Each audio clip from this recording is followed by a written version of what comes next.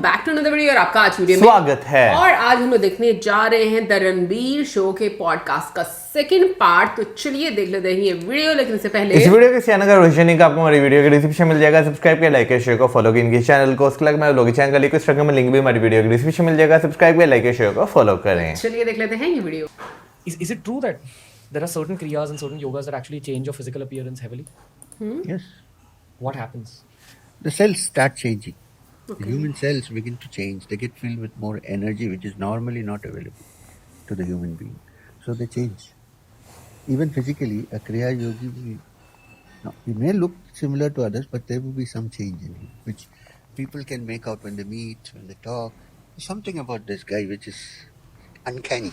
It's because it's not a deliberate thing. As you practice Kriya, the cells get charged with energy. And therefore they are no longer like an ordinary cell. What I've understood from a slightly scientific perspective is that your breathing becomes slower and deeper. Am I right in saying that? Yes, your breathing becomes slower and deeper, but also the prana, the life energies which are usually not released from the centers called the plexuses, they get released. That's also there. So your body holds energy in these packets. Yes. Which gets opened up, Opened up. and everybody's got those energies as well, Yes, waiting to be opened up. exactly.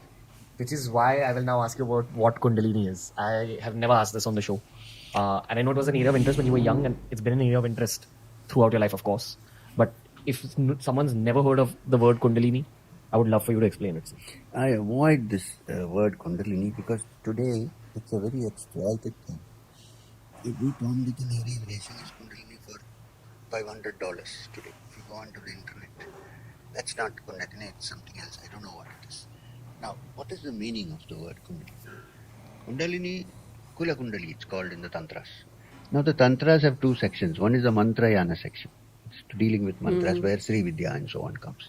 The Yoga Tantras are those which deal with this energy in the human body. Now, what does it mean? The entire energy of the universe, which is complete, Purna. Parashakti is the word used by the Shaktas. And it is feminine. Creative energy is always depicted as feminine. So this Parashakti, after having done all its work, in the human being, where does it operate? First, it operates as sex. The sex and Kundalini are interrelated. It is the same energy, but in a different way. So, Kundalini, Shakti, is also called Bhujangi because it's like a snake. In the sense, there is no snake there, but it's coiled. And it raises its hood, meaning it awakens. This energy, through sex, creates another human being. It's a creative energy, right? What happens in sex, the semen goes into a woman's womb, and then a new being is created. This is created by the same energy which we call Kundalini, acting through sex. Which is why somehow people have got this connection between sex and Tantra, which of course has been exploited beyond recognition. Now, this energy, after having made a child, doesn't dissipate. It stays. Where does it stay? In the bottom of the spine, in the center called the Muladhara. The lowest Lower center. Lowest not in the sense of low and high, but in the bottommost. Physically. Physically low. Yes. So it stays there. And whenever a person has a sexual excitement or enjoyment, it is the same energy that operates.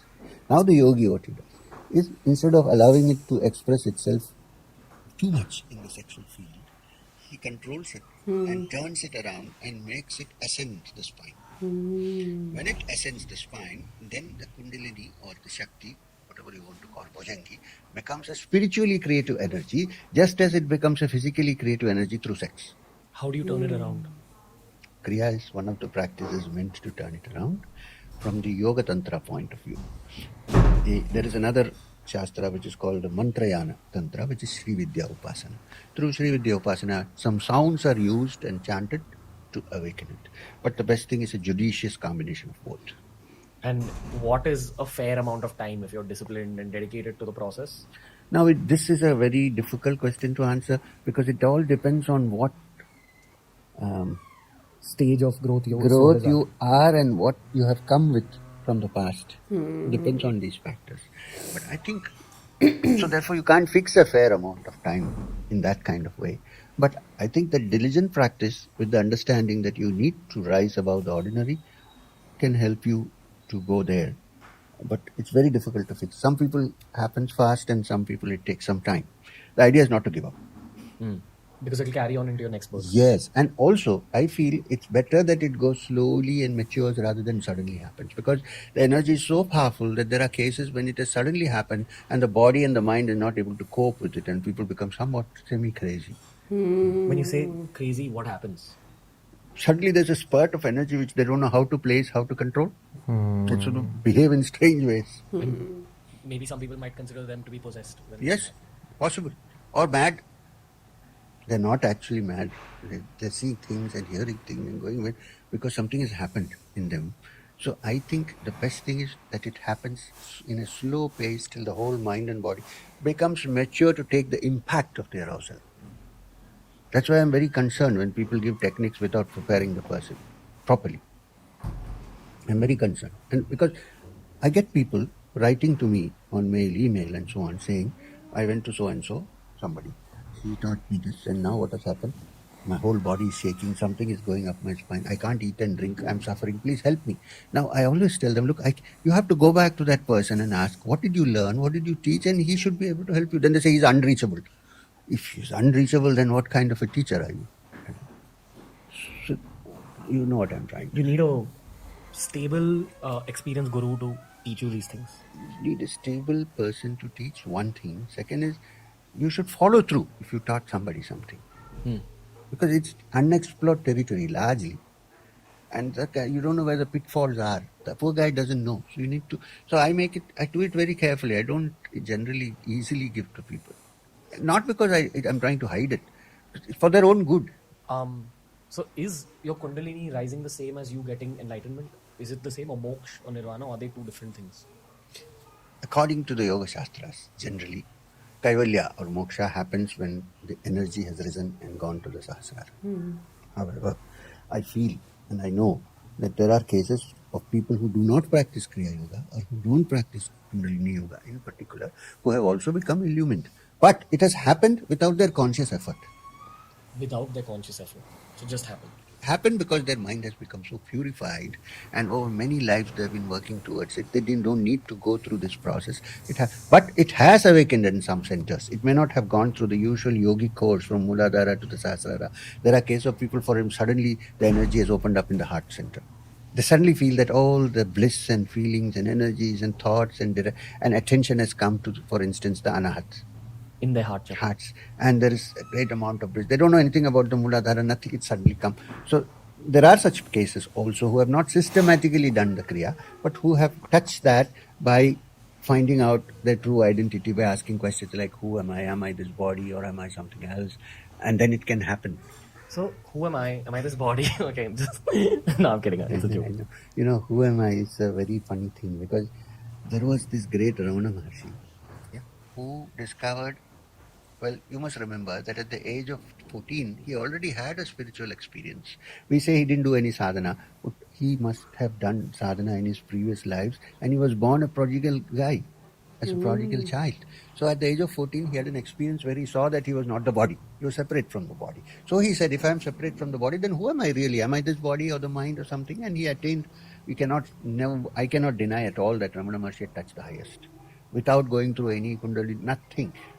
But then people don't look at his past life. I have not seen his past life, but don't look at that concept of that he must have worked towards it, and that at this young age he got this experience. And then all his sadhana was to consolidate it. 3-4 years he just consolidated. Now, this being the case with Ramana Maharshi, it need not be the case with everybody.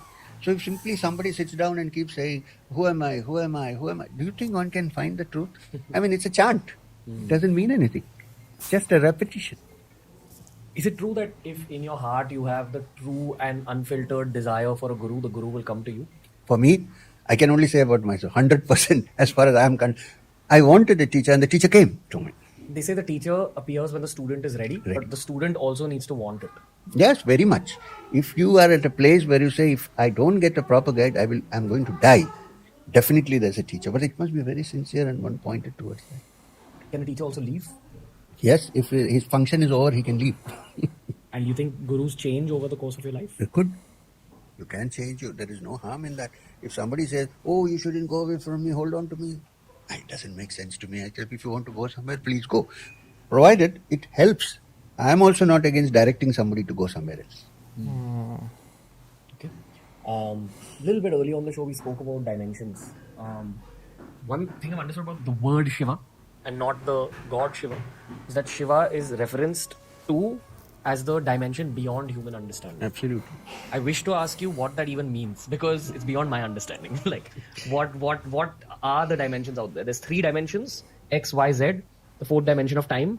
And that's why my mind stops because science hasn't understood even time yet. Time is just a convenience in mathematical equations. Right. And I've asked some incredibly intelligent astrophysicists, shout out to Abhijit Chawla, but I've asked some incredibly intelligent astrophysicists and even they have failed to truly understand what time means. Nobody knows what time. Maybe let's begin there. So let's begin talking about time and then you can dial it up and take us on the 5th and 6th No, let me dimensions. start with this thing about dimensions. Okay, wherever you wish, sir. And Shivam. The word Shiva, Shivam. You know that Shiva is a very abstract concept. It's not the Shankara that we put in a picture of somebody sitting in Siddhasana and with his eyes closed. But even in that picture, it is a symbol of a yogi. Therefore, the yogi only can understand the fulfillment of the word Shivam. Now, in the diagram of Shiva, you always see a third eye. What does that mean? That means to understand the concept which is beyond the ordinary dimensions, one needs to have a special faculty.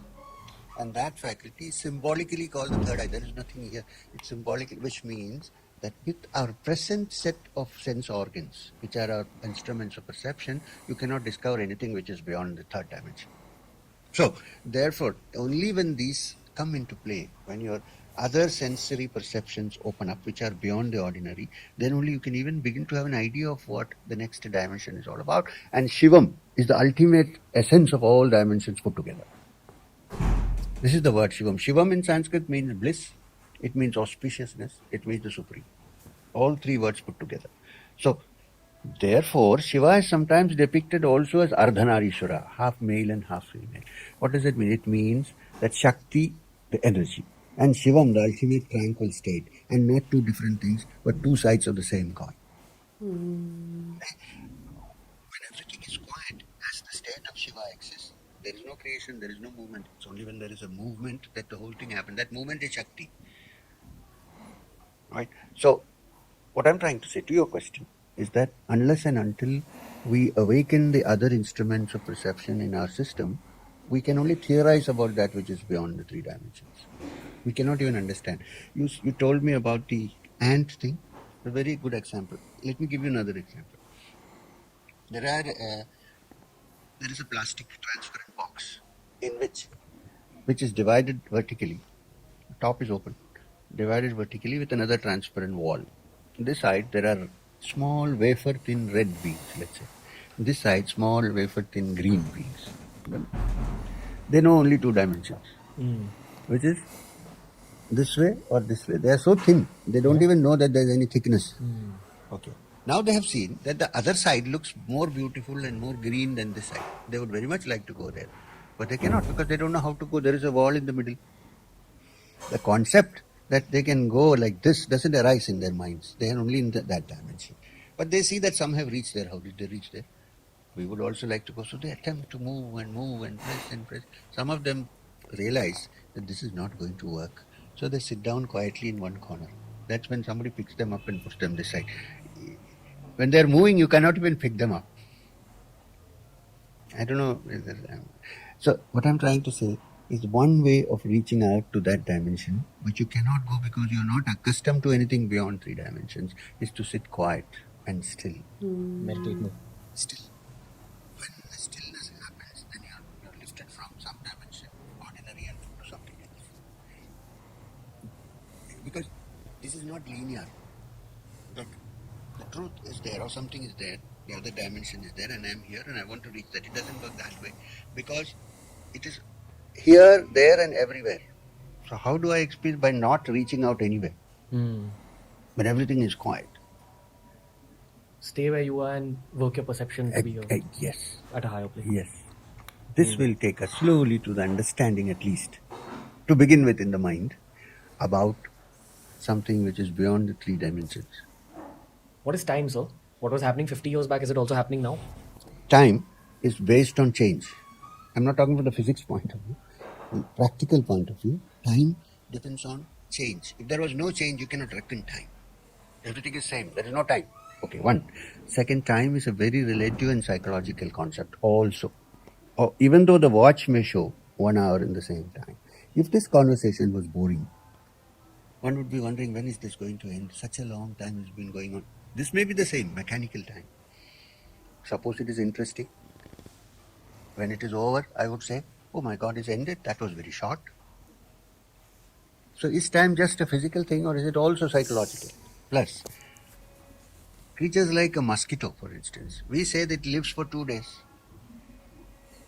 But for the mosquito, it's not 2 days. This mosquito was born, then it became a whatever, like a worm, then it shed its tail and it grew wings and it became a mosquito, and then it looked for food, it drank our blood or whoever's blood, and then it reproduced, it had a family and so on, and then it died 2 days later, 2 or 3, I don't know what their lifespan.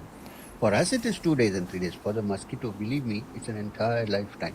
Where is this time now? Which is time, this or this? So time measured in physical ways is one thing, and time actually is another thing altogether. So it's very linked to your psychology, to your mind. What is its purpose? Like, why did God place this element? It's not God. It's like saying, what is gravity and why is it there? It is there. You can only accept it. You cannot even try to find a reason for it. If time is the fourth dimension, what is the fifth one? What's the next one? I'm sure we graduate. I haven't thought about this. But I think time is not the next dimension. Going beyond time is the next dimension. Let's talk about that, sir. When I say going beyond time, first to theoretically accept that time is a psychological factor. How do you go beyond it? What does that even mean? Do you mean like freezing time? No, understanding time. Understanding what is time. Through understanding, then the time disappears. Then you understand that this time which we know of by the clock is not the real time. And we think that this life is birth and death. We're born and we die. But I know, many yogis also know for certain that this is not neither the beginning nor the end of our life. It's going on from the beginning, for nobody knows even the origin actually. Nobody, even the yogi doesn't know where it originated. But it is going on continuously. And it will continue till we put a stop to it. Till we put a stop to it. Yes, when we realize that this is endless and it's useless, we don't want to come all the time and say, okay, cease, enough. Then only you can put a stop to it, otherwise you cannot put it. What do you think is the future of the human race? I think human race has to evolve further. It has still come to a point, we think we are in the highest level of evolution, and now when artificial intelligence comes, I think we are still in the, what you call the, this lobe of the brain, the frontal lobe civilization. We need to go beyond it. The human race cannot just stand here, it needs to move further. While we're speaking about the brain, let's talk about the pineal gland, sir. What the West understands as the third eye. Firstly, is it the third eye? Are there capacities in our mind that get unlocked specifically because of the pineal gland? And I don't know if you're familiar with DMT. I would love to hear what you think of these concepts, because that's how the West understands enlightenment. Ayahuasca, if you've heard of it. Okay. I would love to know what you think, sir. I would personally, let me start with this, not appreciate anybody getting stuck to ayahuasca or any such kind of thing, because temporarily, yes, it makes you understand that there are things which are not known to the ordinary mind. Yes, that's where it stops. If you need to develop your brain cells to that level, which means you need to do other practices, including Kriya, of course. Now, as far as the pineal gland is concerned, I know that there is a lot of, everybody is talking about pineal gland now. It's as if pineal gland is the spiritual organ.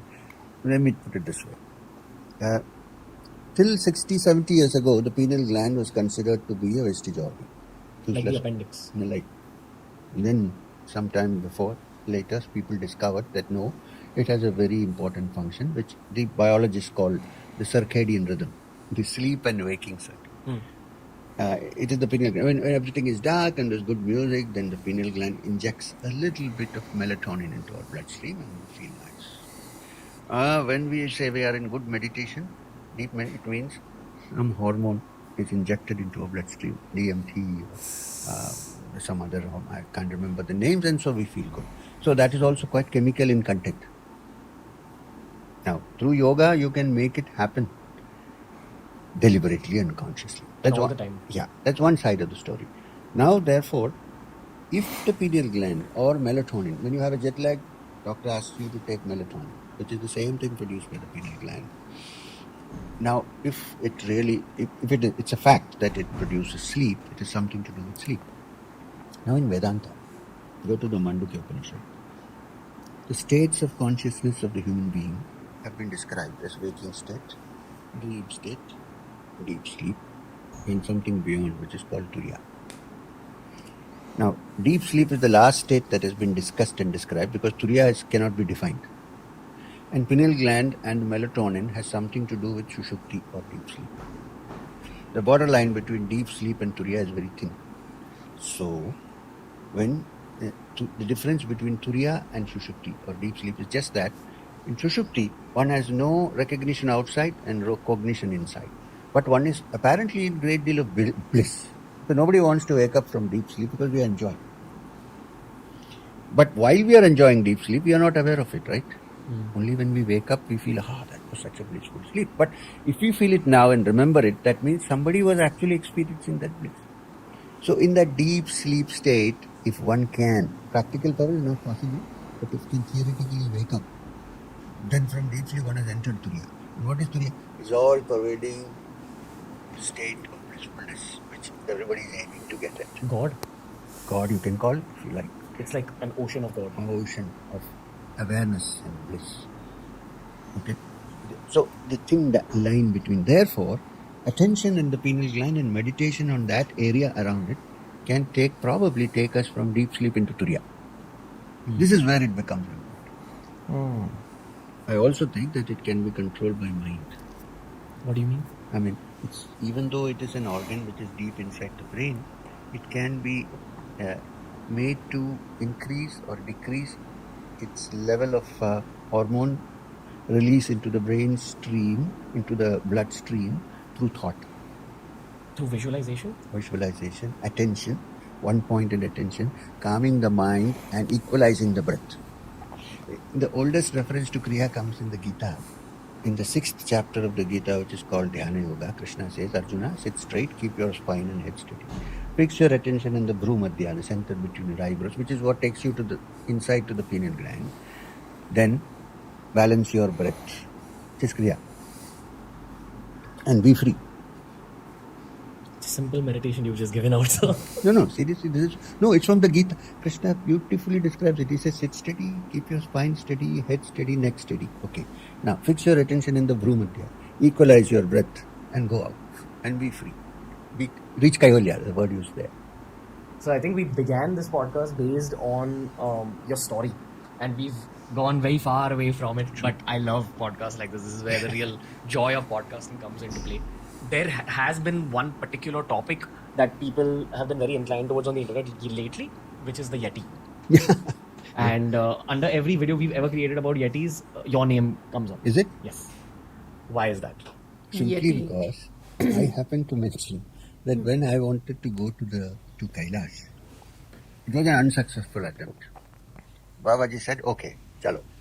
So we didn't go through the usual route, any of the routes that are being used now. The route was completely different. Nobody goes nowadays through that route. We went through the Indo-Tibetan border into Kakabushundi and all these places and crossed across. We came to a village where there is a Tibetan Buddha which is so huge that its head is above the roof. And there we stopped for the night. Beyond that I couldn't because I got high fever. My temperature rose and I was delirious and so on. So there were some Nepalese people walking with us. They were the fellows who used to cook. There were some other merchants also with us. And these fellows. So I was inside the tent and I was sleeping. I woke up because I suddenly found that my temperature has gone down and I was feeling slightly okay. And I'm thinking, where am I? I even forgot. I said, where am I? Where is Babaji? Nowhere to be seen. And I was lying in the bed. The only lamp was the kerosene lantern they have inside. Then I suddenly thought I thought it was the Nepalese guy who was bringing my soup or something. Something came in, and I was astonished. I was not suffering from any delusion, no delirium. There was a huge person standing there, With the light of that lantern, I could hardly see much, but I knew that it is a furry kind of person. The first doubt was that it's a bear, but no, it was standing like a human being.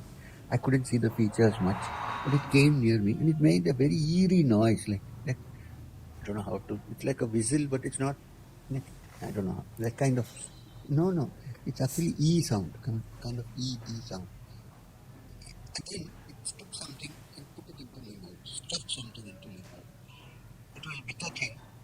I couldn't spit it out. I swallowed it. And it ran off. By the time that Bahadur came running inside, and this one went out. This I mentioned in my autobiography, which is why this Yeti thing keeps coming. And later on, I even thought it was some kind of a Himalayan ape or something. Babaji told me later on that it was an Yeti. And he said, you would have died with this fever. I said, but I had recovered. He said, no, it would have come again for 8 days. It is some kind of a mountain fever, which usually takes the person at the end. He said, this Yeti, he said, they are good people. They are not what people think and fear. He brought a herbal medicine and stuffed it into your mouth. Otherwise, you would have died. And third day we returned. Do you remember the face? It was dark. There was only that hurricane lamp there at low flame.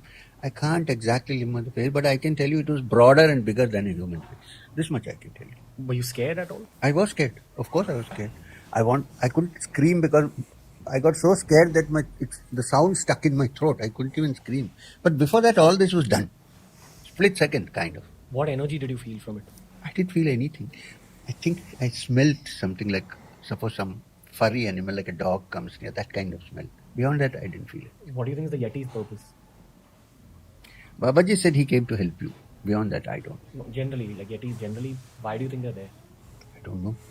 I have not even thought about it because this is the first time and the last time I had an experience. But from this, I came to understand that there are such living creatures in the remote parts of mountains and caves and forests, which we don't believe because we don't see them so often.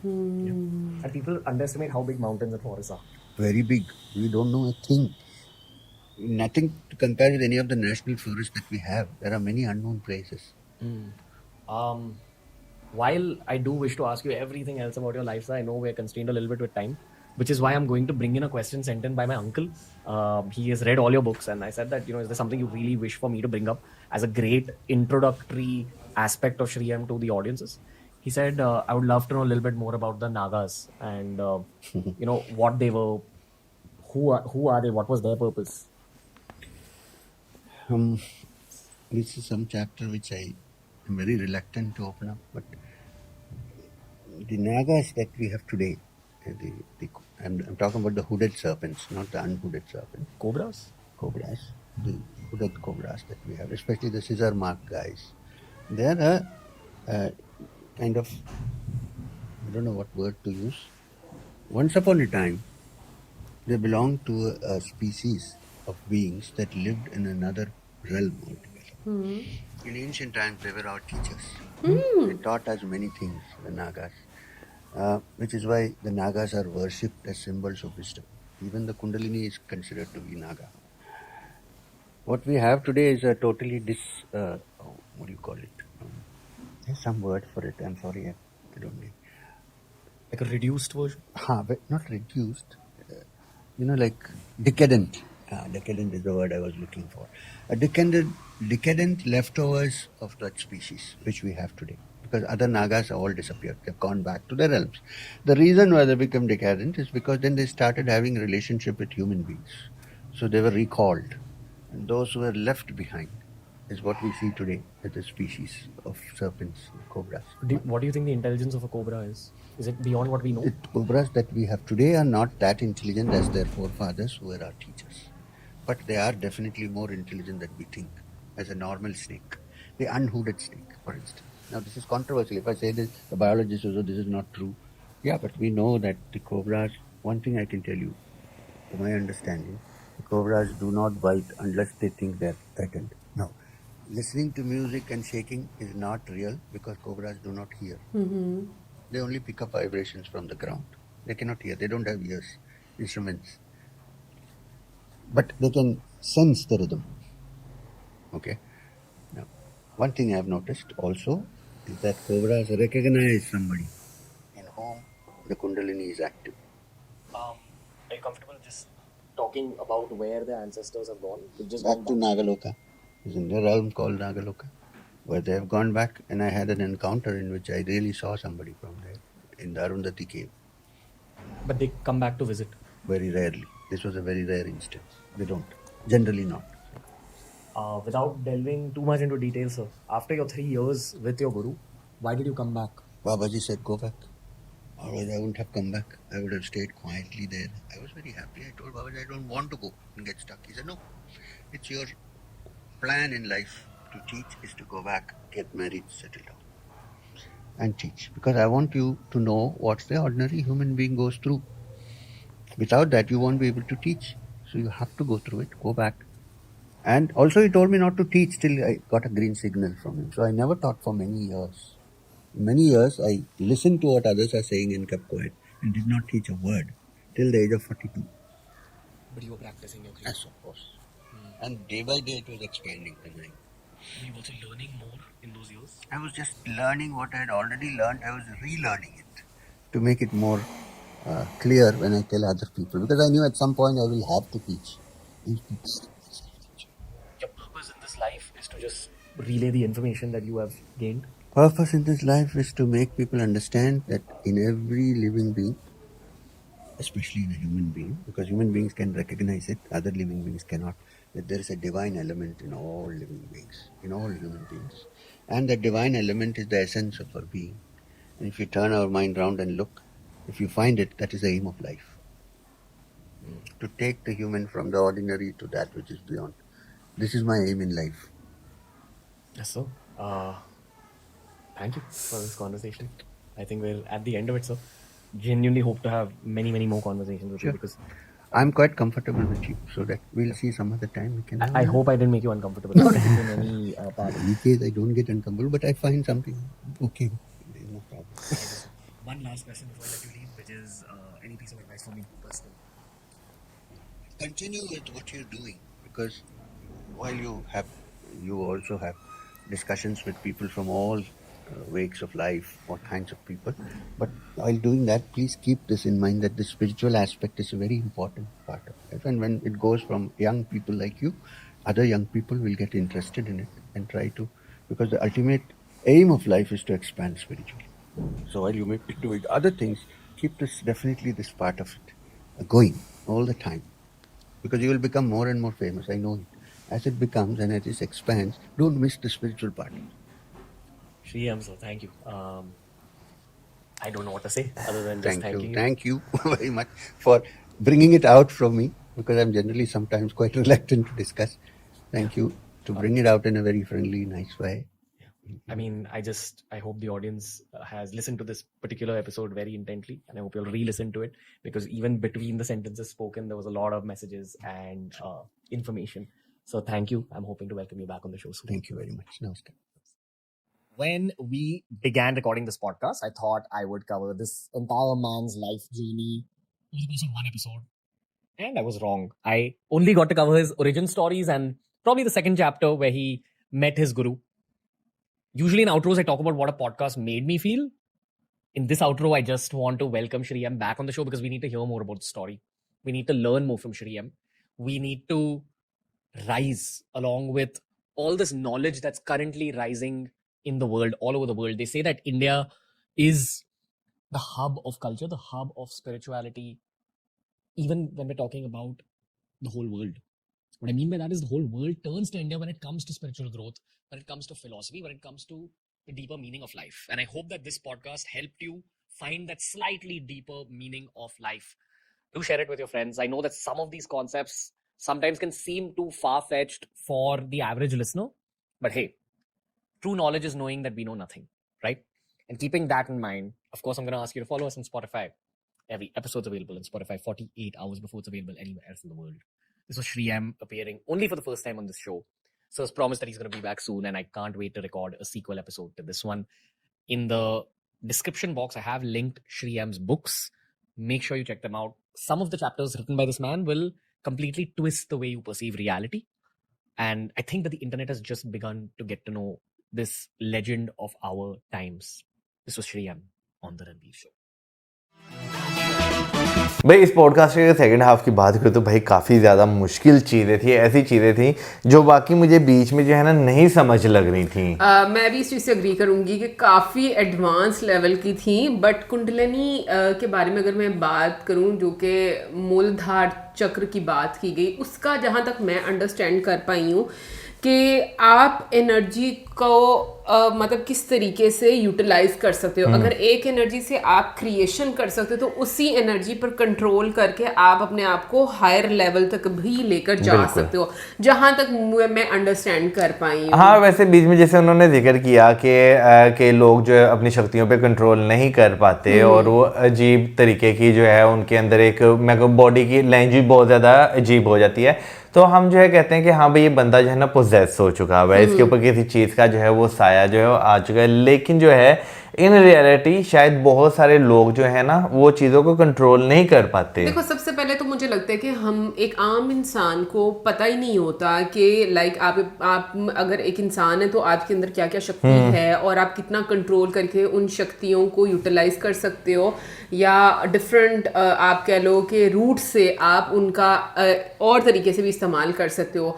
But जिस तरीके से उन्होंने कुंडलिनी के बारे में बात की कि प्रॉपर एक गाइडेंस होनी चाहिए, और मतलब अगर आप वैसे ही करते तो काफ़ी सारी आपको प्रॉब्लम्स फेस करनी पड़ती हैं, क्योंकि एक अगर आपको बिल्कुल एक ऐसा टीचर मिलता है जो आपको अच्छे तरीके से गाइड करता समझता भी है, और अगर आप उसके लिए प्रिपेयर हैं या नहीं है ये भी बताता है, तो मुझे लगता है कि चीज़ें जो है वो बेहतर होती हैं। क्योंकि जिस तरीके से उन्होंने बताया कि समटाइम्स आपकी बॉडी और माइंड उस लेवल का नहीं होता जिस लेवल की एनर्जी होती है, और उसके आपको साइड इफेक्ट्स भी देखने पड़ते हैं। सो मुझे लगता है कि वाकई में बहुत सारे ऐसे लोग होते हैं। अब मुझे नहीं पता कि उन लोगों ने अपनी लाइफ में कभी ये चीज़ें ट्राई की होती हैं या नहीं की होती है, बट हाँ ऐसे लोग हम लोग देखते ज़रूर हैं लाइफ में जो थोड़ा सा आप कह लो कि जैसे उन्होंने बोला ना कि लाइक मैड भी हो जाते हैं, ऐसी उनकी लाइक मतलब सोच रहे होते हैं, देख कर आपको फील होता है कि थोड़ा झल्ला टाइप आपको लग रहा भाई होता है। आप इन शॉर्ट ये कह सकते हैं कि जो पावर्स होती हैं ना, बेशक वो स्पिरिचुअलिटी से रिलेटेड हो, बेशक वो डार्क पावर्स हों, ठीक है ना,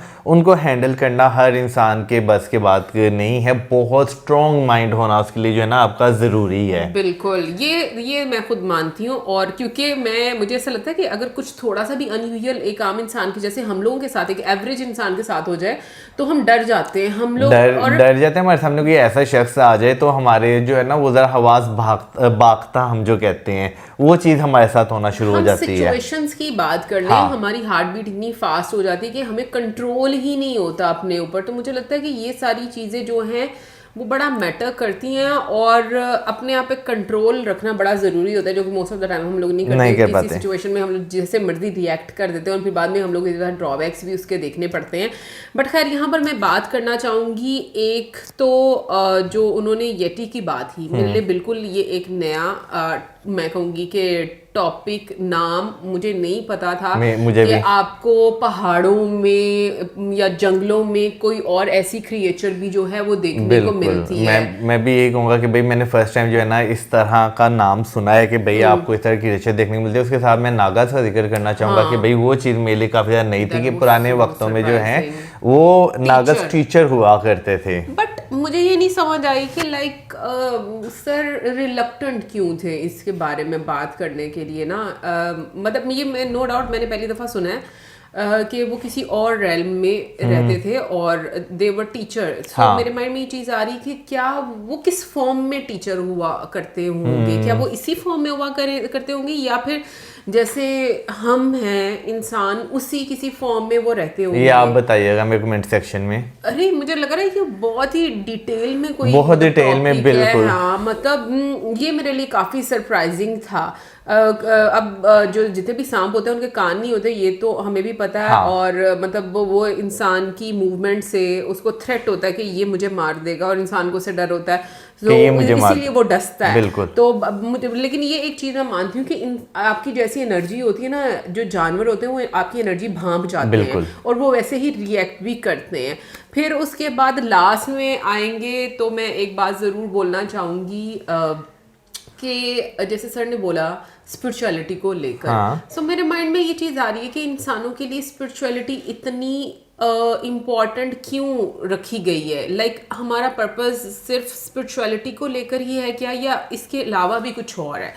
और स्पिरिचुअल होने में क्या चीज़ें मतलब और ऐड होती हैं कि लाइक हम अपने अंदर को जाने, इस दुनिया की हकीकत को जाने, और हम जो चीज़ें हैं वो माया जाल में कम से कम फंसे। देखें ना, दुनिया में जहाँ पे मेजोरिटी दुनिया जो है वो माया में ही फंसी हुई है, लेकिन ऑन दी अदर साइड मेरा ख्याल है कि पृथ्वी को जो है ना एक बैलेंस में रखने के लिए बहुत सारे लोग ऐसे भी होना जो है ना ज़रूरी है, जो कि हर चीज़ को, यानी कि लोगों में अवेयरनेस, लोगों के भले के लिए जो है वो अपनी ज़िंदगी में काम करें। बिल्कुल, हम जितने भी योगी लोगों को देखते हैं, उनका काम अगर देखा जाए तो यही है कि वो एक बैलेंस क्रिएट कर रहे हैं इस पृथ्वी पर। बट सीरियसली अब मुझे ऐसा लगता है कि शायद अगर हमारा सामना ऐसी वीडियोस से ना होता, और बहुत सारे जो पॉडकास्ट हम लोगों ने देखे उनसे ना होता, या जो हमें ईमेल्स कमेंट्स रिसीव होती हैं, मुझे नहीं लगता कि मैं सारी जिंदगी इन चीज़ों को कभी समझ पाती, या मुझे लगता कि कुछ और भी है। मैं ये जरूर बोलूँगी कि लाइक वाकई में हिंदुस्तान की सरजमीन पे आपको स्पिरिचुअलिटी नज़र आती है, वहाँ पर आपको ऐसी ऐसी स्टोरीज और ऐसे ऐसे लोग आपके सामने आते हैं जो आप अभी सोच से परे होते हैं कि मतलब ऐसा भी कुछ होता होगा। सो मैं ये ज़रूर बोलती हूँ कि नो डाउट ये ऐसी चीज़ है जो कि हमारे जैसे एवरेज लोगों को समझने में बहुत टाइम लगता है, लेकिन मुझे ये लगता है कि आपको जैसे सर ने भी बोला ना, आप स्लो चीज़ें करें ताकि एक पॉइंट पर आकर वो चीज़ें आपको समझ भी आए, वो आपकी क्षमता से ज़्यादा बढ़ के ना हो। चाहे वो कुंडलिनी की उन्होंने एग्जांपल दी, बट मुझे लगता है ओवरऑल भी हम लोगों को ऐसे ग्रेजुअली अपनी चीज़ें जो है वो बेहतर करनी चाहिए। बाकी आप ज़रूर बताइए कमेंट सेक्शन में जिन पॉइंट्स को हम लोग नहीं समझ सके उनके बारे में ज़रूर बताइएगा, और इसी के साथ हमें video like, subscribe, share and keep us in your good bye.